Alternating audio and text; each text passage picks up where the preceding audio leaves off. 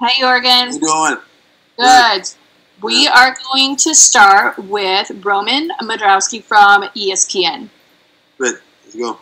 Thank you. Hi, Yorgan. Hey, we're just asking the fighters what it's been like down in Jacksonville since you arrived, as far as the precautions the UFC is taking. Can you kind of walk us through a little bit, like what it was like once you got to the hotel last night? Yes, we got here. We got tests. Me in my corner. We got tests for the bunch of tests. We did a bunch of tests. They took the temperature and they check on us. And everybody we walk around with a mask. I got my mask right here to make sure. So seems like everything is pretty safety. And we did again today, this morning. So I'm pretty confident. I think they do everything safe.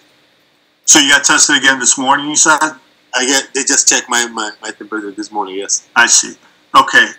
So other than that, it's probably not been that much different, right? I mean, other than this virtual media day you're going through right now. Yes. Everything seems normal. Okay, very good. Thank you. That's all I have. Next, we have Nolan King with USA Today. Go. Hey, Yorgan, I appreciate the time today, man. Just want to ask you first things first, being a part of this card, UFC 249, being part of the main card, do you feel like looking over who else is on the main card with you, that you might have the most to gain here? I mean, this is only your second UFC fight and you're in such a big opportunity. Yeah, I mean, I appreciate it. I appreciate the chance that UFC is giving to me. And I'm going to make sure it's worth. I'm going to go there and give it all. I mean, I know the card is stacking from the beginning to the end, and I would be happy anyways if I was hoping the prelims. But this is my chance that I have to go down there and make sure that the fight is worth. You're going against Hardy, obviously a guy that's very well known, and people have asked you a bunch of questions, and you've had your fair share of opportunities to say something bad about the guy or trash talk, and you've chosen not to, and I think that's pretty in line with who you are. Is it even in your blood, to say something bad about somebody? I feel like you're such a nice guy. I mean, I hate nobody at all, and I choose fight. I beg to fight, not about. I don't care about what's going on in his life.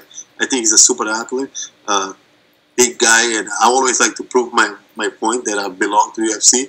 And why not fight a guy like Greg Hardy that everybody think he can be a big star one day in UFC? Is that difficult at all? Because we see today, trash talk brings in eyes, it brings in money. So for you, is it almost hard sometimes? Is it tempting to maybe try to move outside your comfort zone and say something? Look, we're gonna fight in the end of the day, so we don't have to add no drama. I can fight anyone. UFC send me a contract fighting. Doesn't matter. So I don't like to really add extra drama and negative and hate on my camp. I'm gonna fight you anyway. So I think I will never start.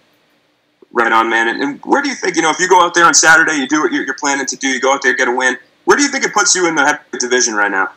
I mean, either one of us, I think me or Greg, whatever, who won this fight next, definitely going to fight top 15 or top 10 guys, which is good. I think I'm going to be ready for the next step. But definitely, the winner of this definitely going to get top 15. And I know, my last question for you, I know we've spoken in the past about your security officer job and in Durfee High School. A bunch of those kids going to be watching this one? Everybody going to be watching, man. All four of us public school going to be watching. Cape Verde going to be watching. Portugal going to be watching. A lot of people behind me, and I'm looking forward to throw down Saturday. Good luck, Yorgan. Appreciate the time, man. Thank you. Next, we have Jay Anderson with Cage Side Press.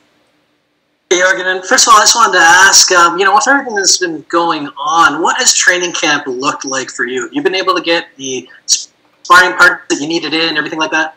Yes, yeah, we adapt pretty well. We sparring Saturdays. I brought two big guys to spar with me Saturday. We got a nice 3-4 sparring session, but most of the week it was one section.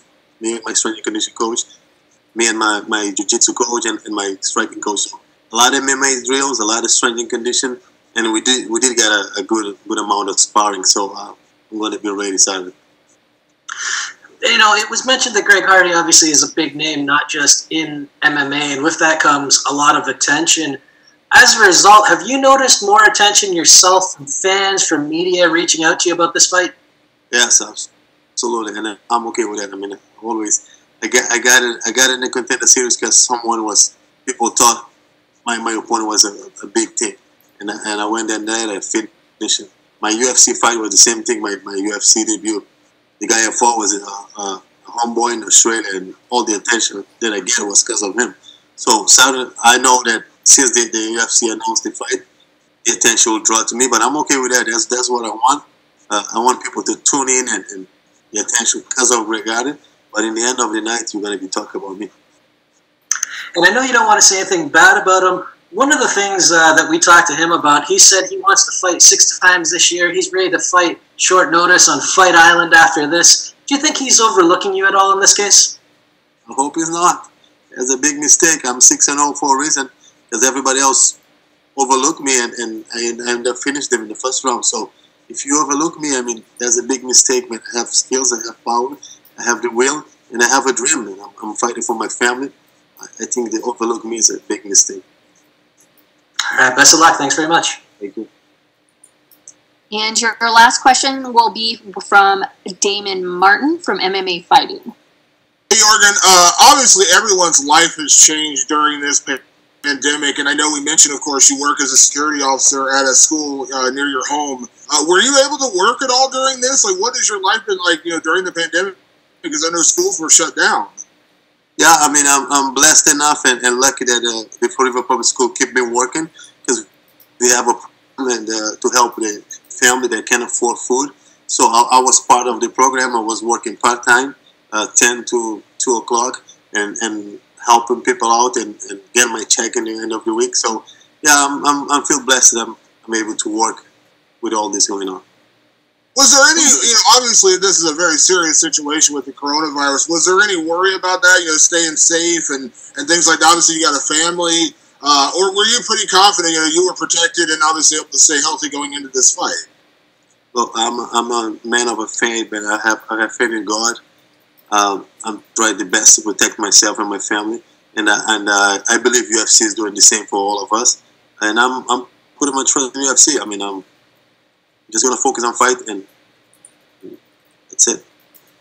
You mentioned, Yorgan, going into the Contender Series, you were an underdog. Going into Justin Taffa, you were an underdog, guy coming in with a lot of hype, this Marquez prodigy, things like that. Greg Hardy, a lot of attention, former NFL player, kind of the same thing here. I mean, do you embrace that role of kind of being the underdog a little bit? Do you like that role? I love it, man. I mean, to me, all the fights is about proof that I belong here. So Greg Hardy or someone else, I will always be, my mindset go to the fight is, do I belong here? So I have to go hard. I have to give 100%. And I like to be an underdog. I mean, people know where I come from. People don't know my gym. People don't know my work ethic. I'm going to be an underdog all the time. I don't train with UFC fighters. So I'm okay with that. When the cage lock, I guarantee the underdog going to change. And my last question, you came in with that big knockout over Justin Taffa, as I mentioned. Obviously, now you guys are kicking off the pay-per-view card, which I know is a big moment, big opportunity for you on such a huge show. How important is it for you to go out there and make a similar impact? Not to say you have to predict a knockout, but you know what I mean, like to take advantage of this spot, because this is going to be what we imagine is a huge pay-per-view, and you guys are opening the whole pay-per-view. I mean, I hope we can go down there. We have the same mindset. I hope so. I'm going to go swing it to the fans, and in the end of the day, this is an entertainment business. I don't really like to predict the fight, but I know that on my side, I'm going to go there, swing to the fans, and make sure we open the main card with the right step. Thank you so much. Thank you, man. Thank you. Thank you. Have a good day.